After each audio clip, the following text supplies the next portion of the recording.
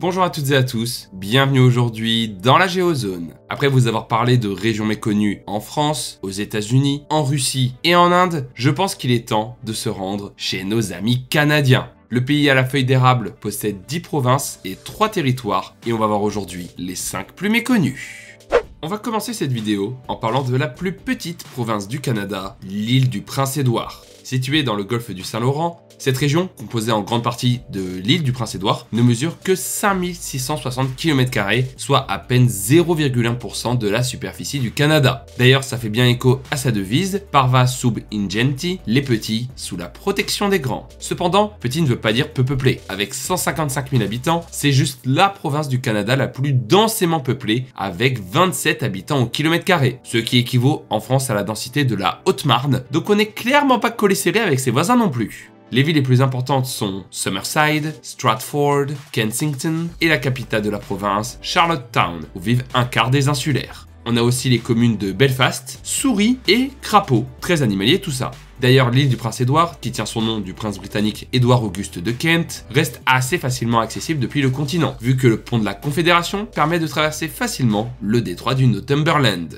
Et comme avec le Delaware aux États-Unis, l'île du Prince-Édouard est une petite province, mais hyper importante historiquement pour les Canadiens. C'est à Charlottetown, en 1864, qu'ont débuté les pourparlers d'une potentielle union des colonies britanniques canadiennes, conférant à l'île le surnom de berceau de la Confédération. Sauf que contrairement au Delaware qui est The First State, les habitants de l'île n'étaient clairement pas intéressés pour rejoindre le Canada, mais ils seront finalement contraints en 1873 après avoir accumulé une dette colossale. L'archipel est très homogène, avec 90% des habitants qui sont anglophones, dont beaucoup descendent directement des premiers colons irlandais et britanniques. L'industrie principale de ce territoire plat au climat clément, c'est l'agriculture, avec le lait, le tabac et surtout la pomme de terre, ce qui lui vaut également le surnom de l'île aux patates. C'est également une terre de pêche, même si le secteur s'est un peu effondré, avec aussi un tourisme en hausse constante depuis l'inauguration du pont de la Confédération. Plus d'1 million de visiteurs profitent annuellement de cet écrin naturel au sein du Canada, profitant surtout du parc national de l'île du Prince-Édouard. Cette petite province est finalement un bon résumé de ce qu'on imagine quand on pense au Canada, la nature, le calme et beaucoup de pommes de terre.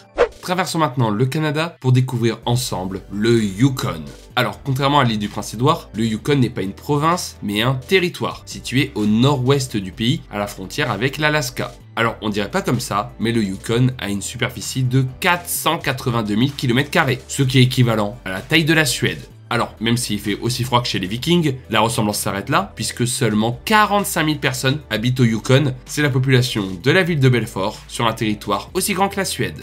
Les plus grandes villes sont Dawson, Watson Lake, Carmacks, Haines Junction et surtout la capitale Whitehorse où habitent 2 tiers des Yukonnais. Sa densité de 0,09 habitants au km² s'explique surtout par son climat subarctique, comme on l'a évoqué plus tôt, mais aussi par son territoire traversé en grande partie par la cordillère américaine. On y retrouve d'ailleurs le point culminant du Canada, le mont Logan, avec ses 5959 mètres d'altitude. De plus, on l'a pas encore évoqué, mais le nom du Yukon vient du fleuve Yukon, qui traverse tout le territoire, dont Whitehorse et Dawson, avant de rejoindre l'Alaska. Bon, maintenant, on peut légitimement se demander pourquoi des êtres humains veulent vivre là-bas. De base, le territoire n'est peuplé que par plusieurs tribus des Premières Nations et il faudra attendre le 19e siècle pour que des descendants des Européens se décident à explorer la région. Ce qui va peupler le Yukon, c'est la production de fourrure, dans un premier temps, puis une ruée vers l'or, vu qu'à Skip, il y en a pas mal dans les montagnes. Sauf que finalement, ça va pas durer très longtemps et les Canadiens quittent le froid polaire. On passe de 27 000 personnes en 1901 à 4 000 en 1921.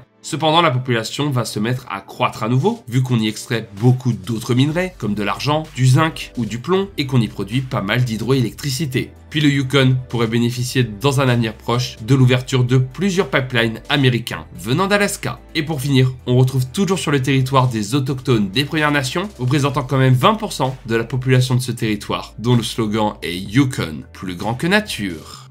Pour la suite, on va voir une des 3 provinces des prairies, le Saskatchewan. Province dont la carte fut facile à réaliser, avec ses 4 frontières rectilignes, elle a une superficie de 651 000 km², ce qui est plus grand que l'Ukraine quand même, et est peuplée par 1,1 million de Canadiens. Les plus grandes villes sont Moose Jaw, Yorkton, Prince Albert, Saskatoon, la ville la plus peuplée, ainsi que Regina, la capitale. Bon, comme vous l'avez remarqué, la majeure partie des Saskatchewanais vivent dans les plaines du sud de la province, alors que sa partie nord est beaucoup plus boisée. On y retrouve également environ 100 000 lacs et rivières recouvrant 7% de la superficie de la région, dont la Saskatchewan qui donne son nom à la province, signifiant rivière rapide en cri. D'ailleurs, deux petites précisions, on est censé dire la Saskatchewan pour parler de la province, ce que font les Québécois d'ailleurs, alors qu'en Europe on dit encore le, et surtout la langue cri n'est pas une langue criée, mais juste la langue du peuple autochtone des Cris qui vivaient sur ce territoire. D'ailleurs, les Premières Nations représentent toujours 15% de la population locale,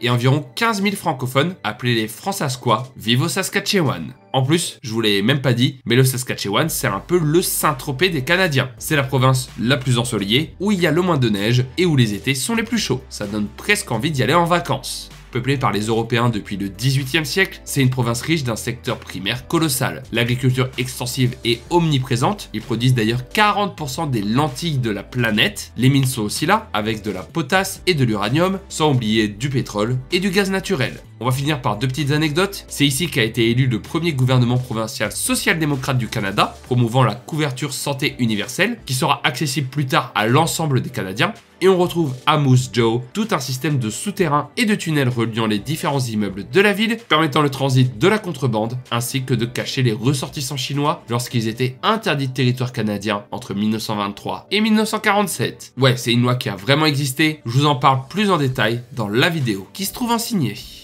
Direction maintenant un territoire situé entre le Yukon et le Saskatchewan, les territoires du Nord-Ouest. Située encore une fois dans la partie nord du pays, cette région d'1,3 million de kilomètres carrés est tout comme le Yukon, une gigantesque étendue gelée avec à peine 41 000 habitants, soit la population de Bourg-en-Bresse sur un territoire aussi grand que celui du Pérou. Les plus grandes villes du territoire sont la capitale Yellowknife, ainsi que Hay River, Fort Smith, Norman Wells ou Inuvik tout au nord. Et contrairement au Yukon, qui est peu peuplé car montagneux et glacial, les territoires du Nord-Ouest sont surtout une terre de lacs, avec les deux plus grands présents intégralement au Canada, le Grand Lac des Esclaves, qui borde Yellowknife et Hay River, ainsi que le Grand Lac de l'Ours, un peu plus au nord. Quand la superficie de ces lacs fait quand même la taille du Grand Est, sans compter tous les autres présents sur le territoire, on comprend mieux la densité de 0,03 habitants au kilomètre carré. Les territoires du Nord-Ouest sont une région quand même assez particulière au Canada. Déjà parce qu'il possède un bout de l'île Victoria, mais pas tout ce qui se trouve à son sud, mais aussi parce que son nom inspire surtout pas grand chose en fait, mis à part la flemme qu'ont eu les Canadiens de lui trouver un nom un peu plus stylé. En fait, les territoires du Nord-Ouest ont été achetés par les Canadiens en 1869 à la compagnie de la baie d'Hudson. Sauf que ça regroupait à l'époque globalement tout ce qui se trouvait au nord-ouest de l'Ontario et du Québec. Et au fur et à mesure des années, plusieurs autres régions se sont formées au sein des territoires du Nord-Ouest, comme le Yukon en 1901, le Saskatchewan et l'Alberta en 1905, tandis que d'autres ont récupéré des territoires comme le Manitoba ou l'Ontario en 1912. Un dernier bout de la région s'en va en 1999, formant le territoire du Nunavut. Donc ouais, on est clairement passé d'une immense partie du territoire canadien à ce relativement petit territoire aujourd'hui. Ancienne terre de trappeurs, le sol du territoire est riche de ressources naturelles encore une fois, comme l'or, le diamant, le cuivre, le gaz ou le pétrole, en faisant une région importante stratégiquement, surtout que de nombreux porte-containers et pétroliers passent au nord de cette dernière pour traverser l'Amérique, évitant un détour par le Cap Horn ou par le canal du Panama. Et pour finir, environ la moitié des Ténois, oui c'est le nom des habitants de la région, sont des autochtones, que ce soit des Premières Nations ou des Inuits. Un beau mélange qui donne envie de mettre en avant ces territoires hyper méconnus au Canada. Pour finir cette vidéo, on va parler d'une province à la forme assez spéciale, Terre-Neuve et Labrador. Composée de l'île de Terre-Neuve et de la province du Labrador, au nord-est du Québec, elle mesure 405 000 km² et est habitée par 523 000 Canadiens. Cependant, la répartition démographique est assez inégale, vu que 95% des habitants de la région vivent sur l'île de Terre-Neuve et donc à peine 5% au Labrador. Les plus grandes villes de la province sont Corner Brook, Grand Falls Windsor, Gander et la capitale Saint-Jean de Terre-Neuve. Puis les deux plus grandes villes du Labrador sont Happy Valley, Goose Bay, soit la vallée heureuse, la baie des oies, ainsi que Labrador City. On peut noter quelques petites choses, l'existence de la ville de Port-au-Basque, dans une des régions les plus anglophones du Canada, un peu de français, ça fait pas de mal, surtout quand on retrouve Saint-Pierre-et-Miquelon juste à côté. Puis sur les 95% des habitants vivant sur Terre-Neuve, la moitié vivent sur la petite péninsule d'Avalon. Alors, la province de Terre-Neuve et Labrador a une histoire hyper singulière au sein du Canada. Déjà, c'est ici que se trouve le site archéologique de L'Anse aux Meadows, preuve que les Vikings se sont rendus en Amérique avant les autres Européens, et c'est une province connue et disputée depuis longtemps. Zone de pêche des Basques et des Bretons, elle fut un temps française avant d'être récupérée par les Britanniques en 1713, et elle le restera un long moment. En fait, Terre-Neuve et Labrador ne faisaient pas partie du Dominion du Canada, mais avaient un statut unique à part dans l'Empire britannique. Donc quand l'indépendance canadienne arrive, ils refusent de s'y associer en 1869, restant une colonie britannique. Ils auront même leur propre armée qu'ils enverront combattre lors de la Première Guerre mondiale en France. Ce statut de dominion britannique restera jusqu'en 1949, date à laquelle Terre-Neuve et Labrador rejoint la Confédération canadienne après un référendum. Riche de minerais, cobalt, gypse, charbon et surtout en pétrole offshore, ça a permis à la province de se relever après le crash de la pêche à la morue dans la région. Mais comme la région est finalement assez récente au Canada, elle possède pas mal de soucis endémiques comme le plus haut taux de chômage du pays, des revenus bas, un haut niveau d'impôts et ainsi de suite, en faisant l'une des régions les moins attractives. Mais ces dernières possèdent des paysages exceptionnels et surtout une culture unique au Canada avec un accent anglais très particulier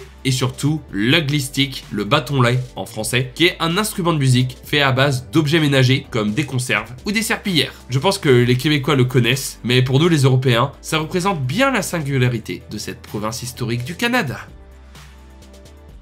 Merci d'avoir suivi cette vidéo parlant des régions canadiennes, j'espère que ça vous aura donné envie de les découvrir plus en détail. N'oubliez pas le j'aime pour soutenir la Géozone, ainsi que de vous abonner à la chaîne. Venez me suivre sur mes différents réseaux sociaux, j'ai d'ailleurs ouvert une page Facebook pour ceux que ça intéresse. Merci aux tipeurs et aux abonnés sur Twitch, et à la prochaine dans la Géozone, ciao!